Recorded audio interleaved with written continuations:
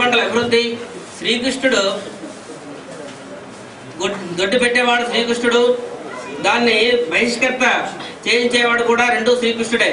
పాడి పంటల అభివృద్ధి ధర నిలకడగా ఉంటుంది. కొంచెం వర్షం అందు సముద్ర భాగంలో 10 భాగములు, పర్వతములందు 9 భాగములు, భూమి యందు 1 భాగం వర్షిస్తుంది. 16 వీసాల పంట, 8 వీసాల పంట నిలుస్తుంది. సగం పండుతుంది కానీ సగం వస్తుంది, సగం పోతుంది. తెల్లని భూములు అని తెలుపు ధాన్యములు బాగా పండుతాయి. అయితే తొలకరి వర్షం జ్యేష్ఠ శుద్ధం నుండి కూడా ప్రారంభం అవుతుంది. ఈ సంవత్సరం మూడవలు మన్మథనామ సంవత్సర నిజ ఆషాఢ బహుళ.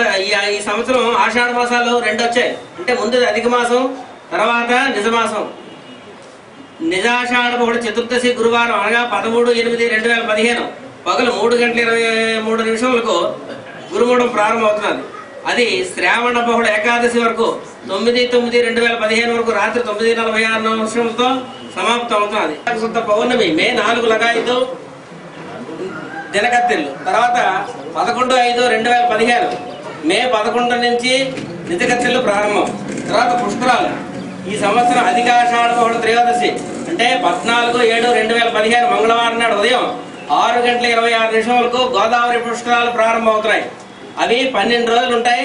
14/12 జూలై 26వ తారీఖు వరకు కూడా 12 రోజులు కూడా నదిలో బృహస్పతి అంటే గురుడు అందులో ఉంటాడు. సమస్త దేవతలు ఉంటాయి కూడా.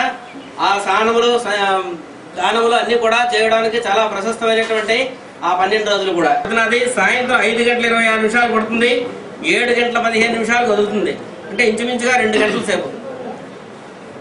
తర్వాత మాఘ బహుళ అమావాస్య అంటే శివరాత్రికి వెళ్ళిన మన్నాడు. అది సూర్యగ్రహణం.